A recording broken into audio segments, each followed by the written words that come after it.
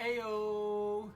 It's a bird, it's a plane, it's Mr.Clintastik here with a deck tech. This is what I call Abzan Reanimate. Something that I've been working on the last couple weeks. Took it to a tournament yesterday. Placed third out of 27, so big hype about that. So I felt today would be a great day to just get it out there, get it on my YouTube, Facebook, and whatnot.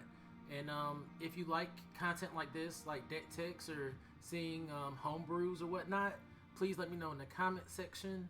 Please be sure to like, follow, and subscribe and help my channel grow in the future. So before anything else, let's just get started. So this is a Yorion deck. I had so many cards that I wanted to play with. I felt like Yorion was just the kind of like the best option. You know, you get to play your 80 card build, get to include some things that might have not fit if you were just running 60 cards. Yorion is a 5-drop companion. It's either white or blue. Your starting deck must contain at least 20 cards or more. When Yorion enters the battlefield or ETBs, exile any number of other non-land permanents you control or own. Return those cards to the battlefield at the beginning of the next end step. So Yorion has seen a lot of play since it's come into standard. It's been a big card, so I know many people won't be surprised that we are playing it here. We have a lot of ETB creatures that Yorion can bounce and get value off of, so we'll be going over those in a moment. Here we have Selfless Savior in the 1-drop slot. I just like the fact that it gives indestructible. It helps protect our things. You know, against like aggro decks or whatnot. It's trying to just remove our things off the board. Selfless Savior can also keep kind of some of our key pieces on the board when we need them to. And since we're reanimating a lot of creatures, you can oftentimes sack it, protect something, and then have it back to protect something again. So it's a great card all around for that. Next we have Gilded Goose, a green 1-drop. Gilded Goose is also seeing a lot of play. It's just a good 1-drop in green, flying 0/2 bird that creates a food token, and you can pay 1 in the green, tap it, make a food token, and then you can sacrifice a food and add a mana of any color by tapping Goose and that food and sacrificing that food token. So, you know, if you don't need to use it as a mana, or if you have excess mana on the board, you can just keep making food tokens, and it helps against the aggro strategies. It also helps you ramp when you need it. Next we have Charming Prince, 2-drop in white, and I mean this is just kind of like the Swiss Army knife, kind of like the Swiss Army knife of cards in our build, because when it ETBs it does one of 3 things. You can scry 2, you can gain 3 life, or you can exile another target creature you own and return it to the battlefield under your control at the beginning of the next end step. So we have a lot of ETB triggers.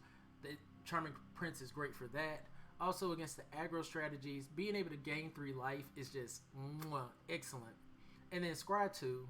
In Magic, scry means you look at the number of cards it says that you can scry off the top of your deck, and you can choose to put either of those cards on top or bottom of your library. So that helps us find our pieces, helps us dig a little bit deeper into the deck and whatnot. Because at the core, this is a combo deck. We're trying to combo off with some of our later pieces. Next is Acquisitions Expert, 2-drop in black. When the card first released, I wasn't excited about it. I was like, I'm probably not gonna ever play this card, but this card fits really well in this build. It just comes to the battlefield when it ETBs. Target opponent reveals number of cards from their hand equal to the number of creatures in your party, which is oftentimes going to be 1 creature in your party.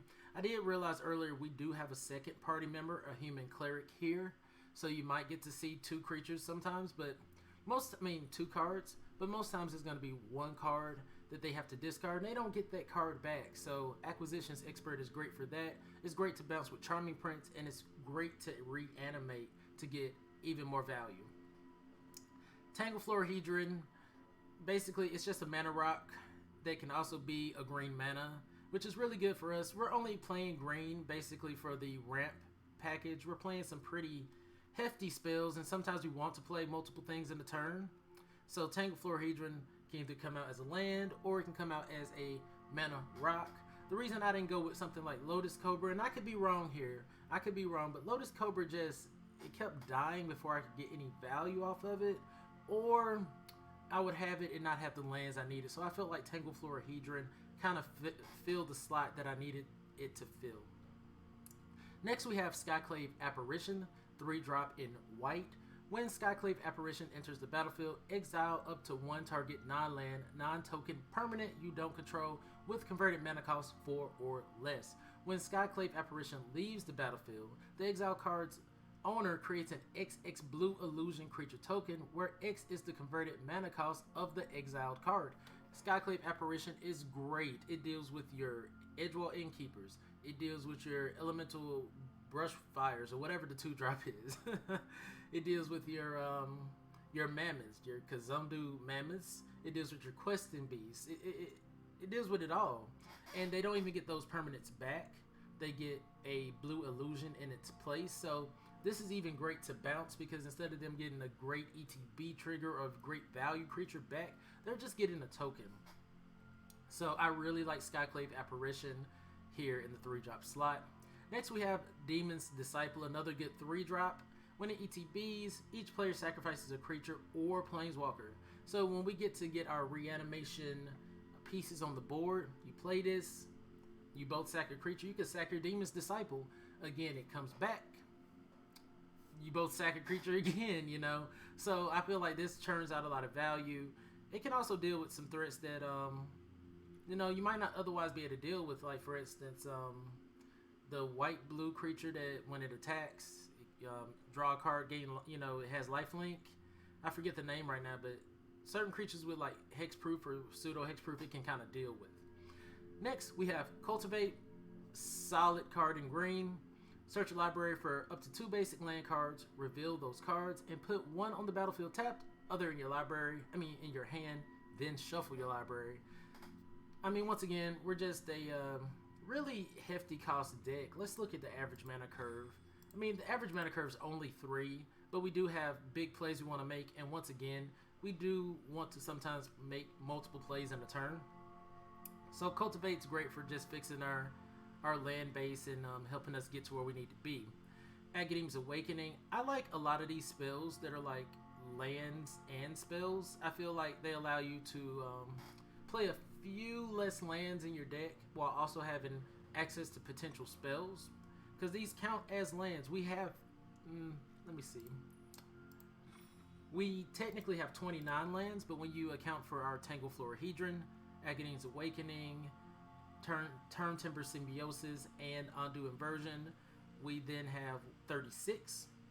But Agadeem's Awakening is a 3-drop black X. Return from your graveyard to the battlefield any number of target creatures, cards that each have a different converted mana cost X or less. So essentially you can get 1 creature from each mana cost that you paid for from your graveyard, and I think that's just super great. We've made some really big boards from this, and if you don't need it at the time to be a big spell, you can play it as a land.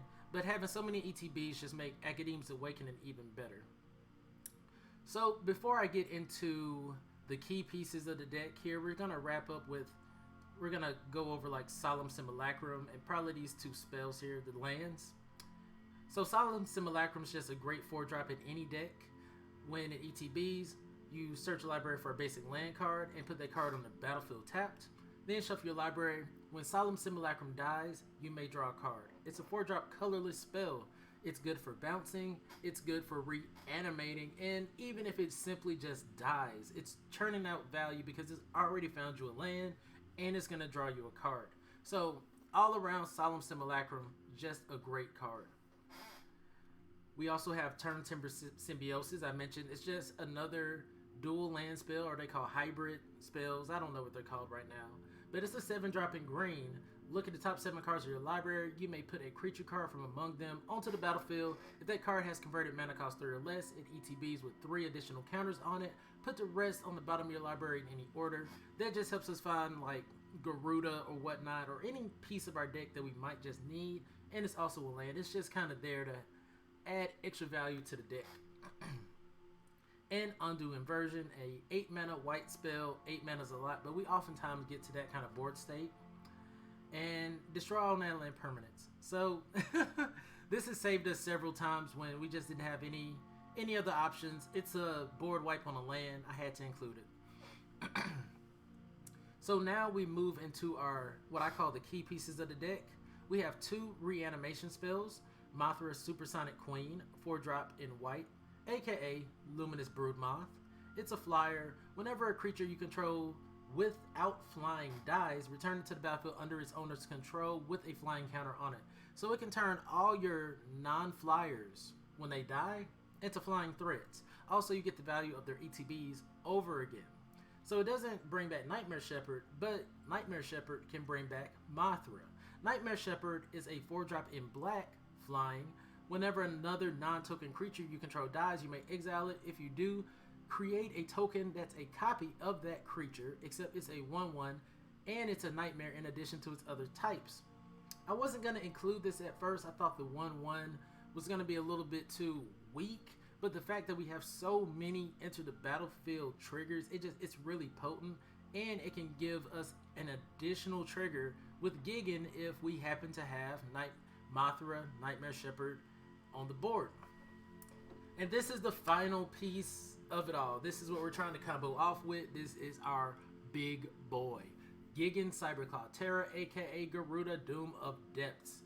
It's a Demon Kraken. When it ETBs, each player mills 4 cards. Put a creature card with an even converted mana cost from among the milled cards onto the battlefield under your control. So you can take permanents from or creatures from your opponent, or you can, choose one of your creatures, Charming Prince to bounce Gigan, Expert to just make them discard a card, or Solemn Simulacrum to get value, Nightmare Shepard, Mothra.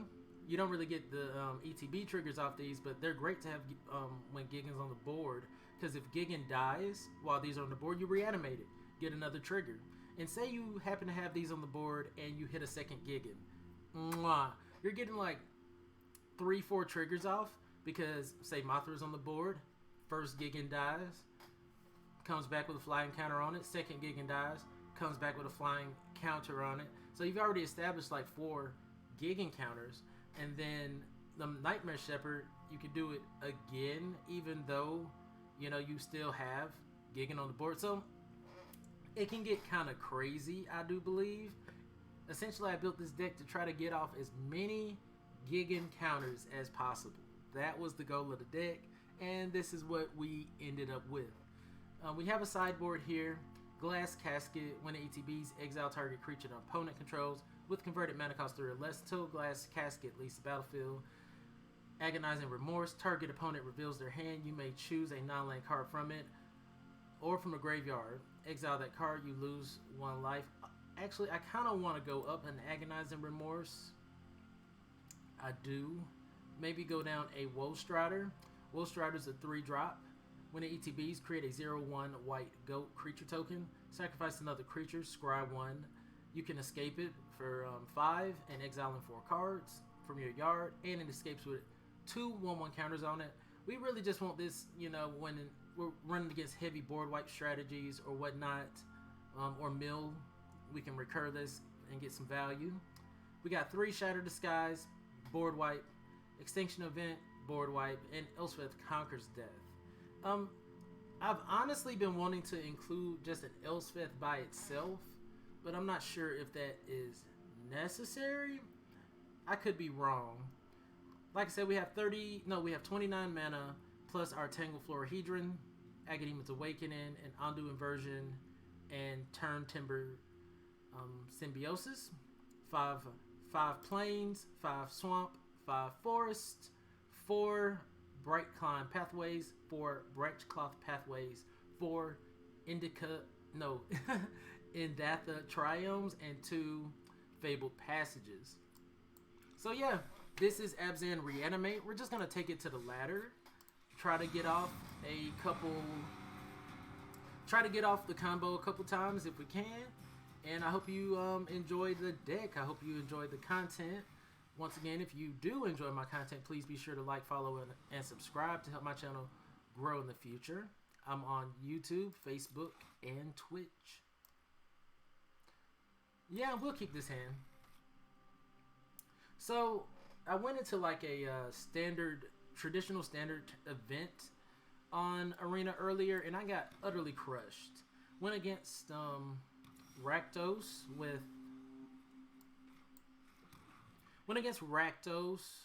going against Kroxa, and I mean, they just obliterated us.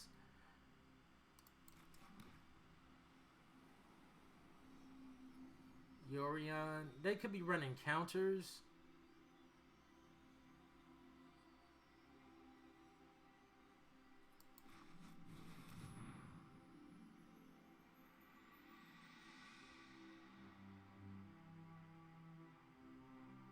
Oh, sweet.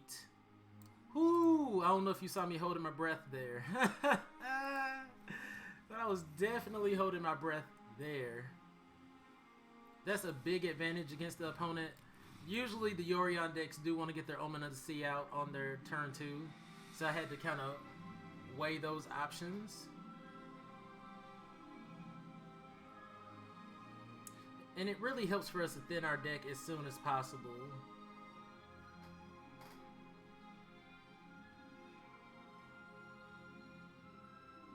Alright, they draw a card.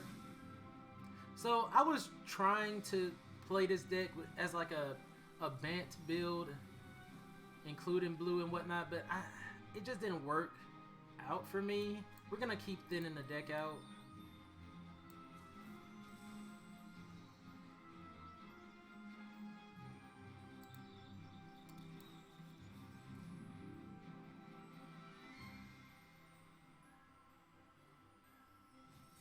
Okay. That's a little bit unfortunate. And the thing about Yorion, there's a good chance they don't have a lot of value creatures. They're probably also going to have Elspeth Conquers Death. Jeez.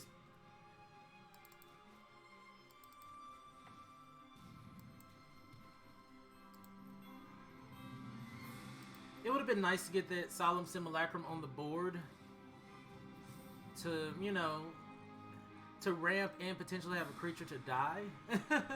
You want it to die to draw a card with, right? Wow. So we're definitely flooding out here. There's no reason to even play Yorion. We just got all of our land cards.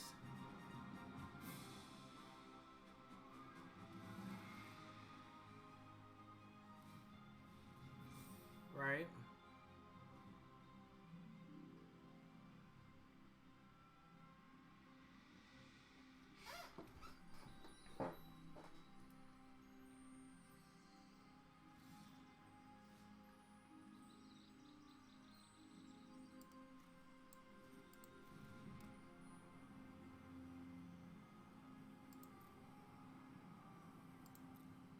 So I'm not really feel like we need a flash, like a flash threat in this deck is what I'm really feeling that we need.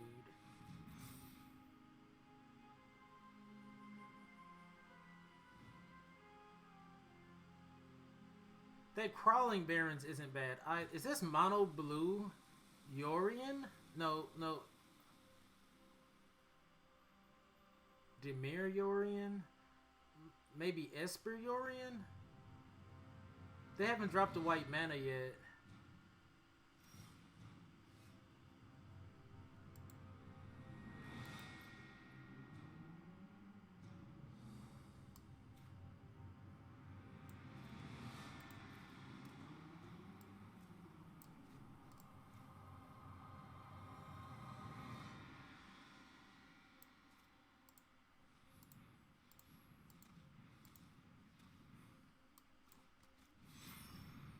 We're gonna Yorion here.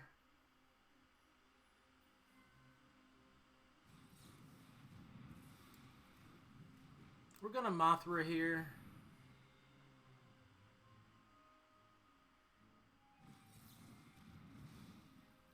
And next turn we're gonna Agadeem's Awakening. If we can't get it off,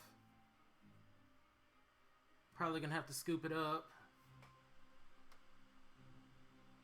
Like, this deck isn't necessarily good against control builds. Like anybody running Extinction Event is gonna have a big advantage on us. But decks like this, we could bring out Demon's Disciple. And I think that's why I kind of like Skyclave Apparition a little bit more than Demon's Disciple, because it has so many like good targets.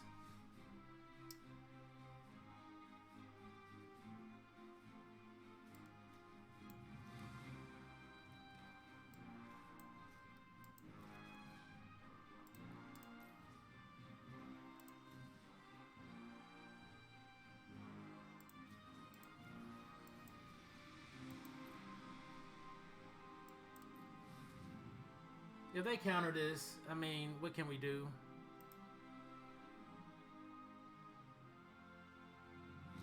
Sweet.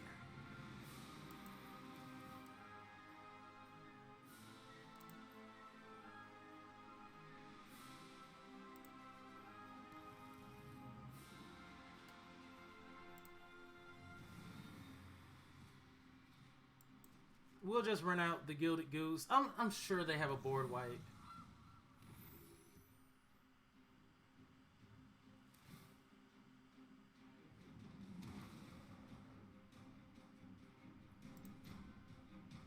I mean, we've almost gotten all the lands out of our deck.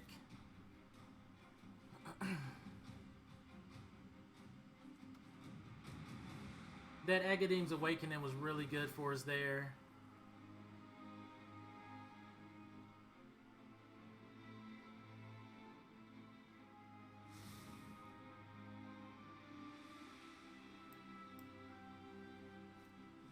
Ugin, okay. Unutilized knowledge is rotting fruit. Okay. Return to the essence of the multiverse. Guessing they didn't know about Simulacrum surviving Ugin. This is my fate. I just want to get some value now.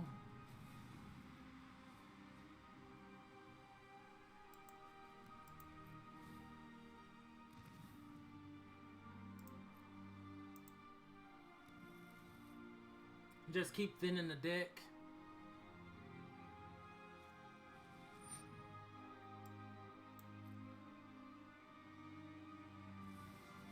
Yep.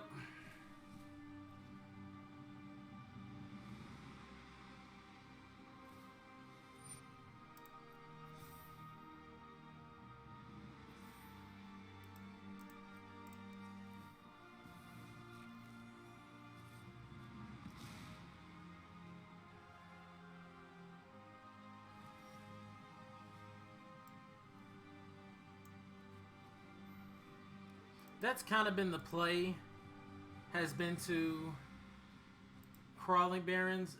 If we could just hit a Gyruda here, we might have a chance. And if we could have, honestly, if we could have hit,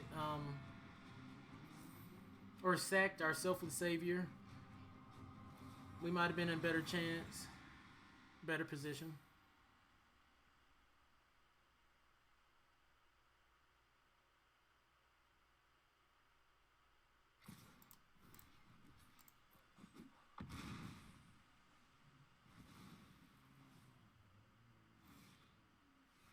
Alright, let's see if it's too late.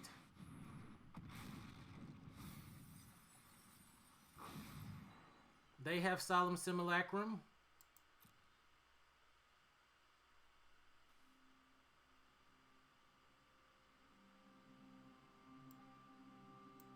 I'm gonna be risky here.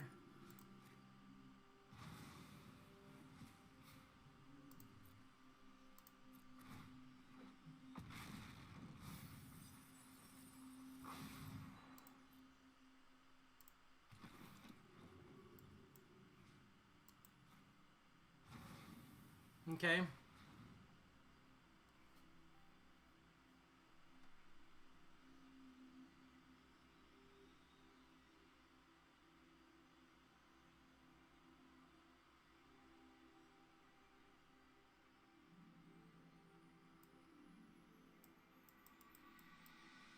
Like, Solemn Simulacrum could have been a good pick too, but is this opponent even running creatures?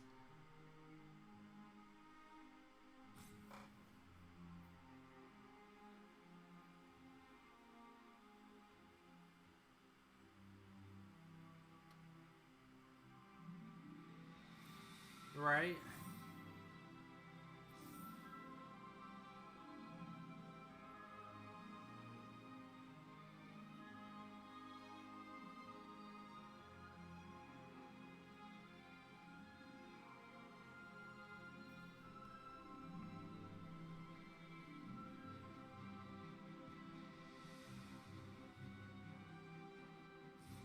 Block, for sure.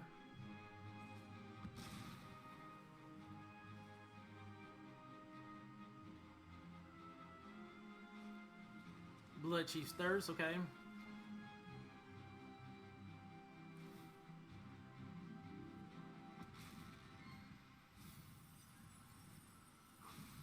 Oh, okay.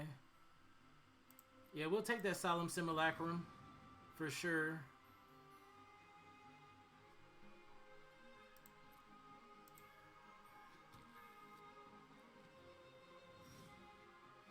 Oh, sweet. Does it hit? Sweet.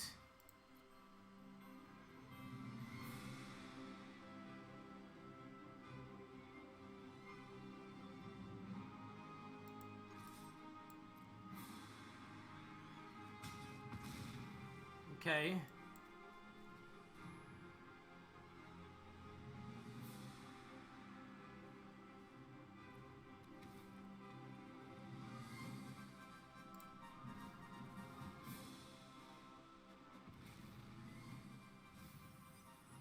Another Gyruda, okay.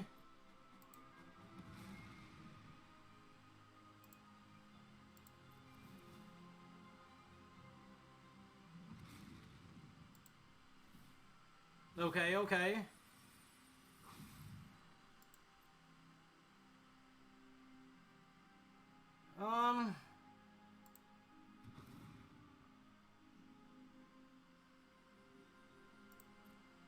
No more lands no more basic lands.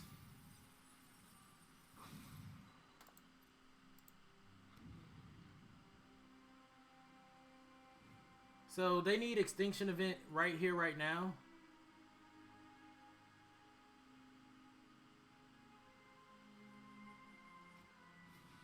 Wow. An opportunity to act rashly is the chance to fail. You are too dangerous to roam free.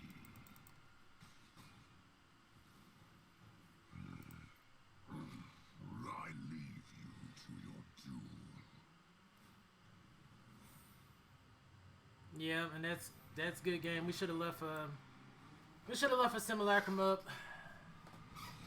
That's what you get playing against Big Boy Ugin.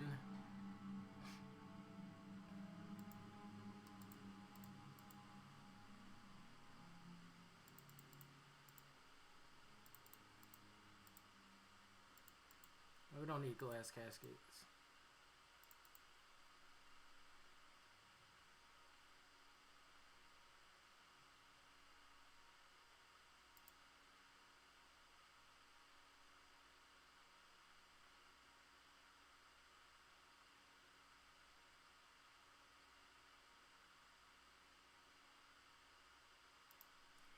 Ugh, this is so painful. Those extinction events are really going to do a number on us.